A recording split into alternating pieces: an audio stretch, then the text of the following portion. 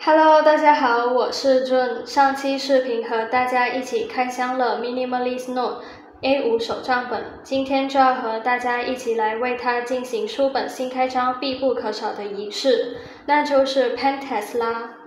我通常都会在书本的后几页进行笔刷实测，为了避免空间不足，我事先进行了大致的分配，用便签简单标记了各个笔类的空间。对于所有的笔型，我都会以单刷和重复刷色的方式去测试。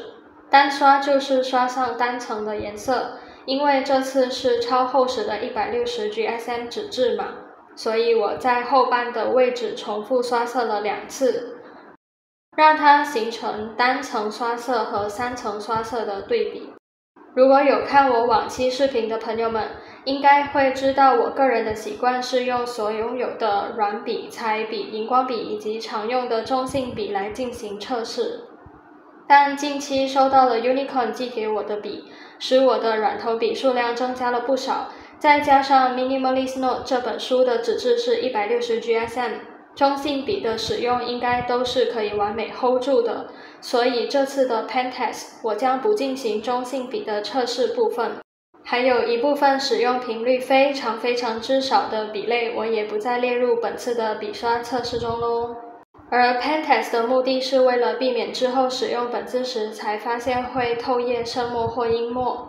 进而破坏了辛苦设计绘画的每月设置排版。所以如果你不想和我一样搬出所有的笔来进行测试，你也可以从自己最常使用的笔以及你认为出墨量较多的笔中选出几支代表就好。毕竟 Pen Test 的主要目的只是为了测试纸质的承受力而已哈。我个人比较倾向于使用近乎所有笔来进行 Pen Test， 因为我觉得这是我很享受的、很疗愈的一个过程。再加上我也会把这一页作为笔类的刷色图鉴，在每月定夺色调及配色的时候，可以翻阅参考各支笔在这本书上挥发出的色彩效果。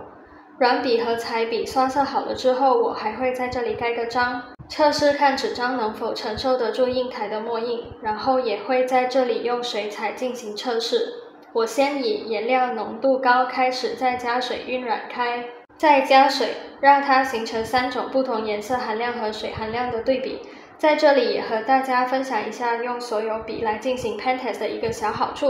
那就是它可以让我在选购新笔时事先查看，避免买到撞色或几乎相近的颜色，甚至可以劝退我睁大眼睛看一看你的笔到底有多少支了，打消我也许只是一时兴起的购物欲，为拯救我钱包付出一份薄力嘿。我这里是根据种类及品牌去区分，所以完成刷色后可以以此为依据，分别填上它们的品牌和名称，再标示上它们的色度编号就好。哒哒，这次的笔刷实测就完成啦！所有的颜色在它纯白的纸张上显得都非常的鲜艳、饱满和明亮。我们先来看一下左手这一页背面的结果。单刷和重刷都没有任何情况诶，延时压下去看，也看不到一丁点的色彩阴影。现在来看一看右边那页，同样也是没有任何透液，印台的部分也是完全 hold 住了。水彩的话，除了纸张有非常轻微的皱了一点点，也没有看到任何情况。纸质测试简直完美过关！还没看这本 Minimalist Note 的开箱视频的朋友们，可以点击右上角前去看看哦。书本与商家的链接我都会列在下方资讯栏，欢迎大家点击浏览查看或私信商家以了解更多详情。那今天的分享就先到这里啦，希望我的影片对你们有所启发，一起做更好的自己。感谢大家的观看，那我们下个影片再见咯，拜拜。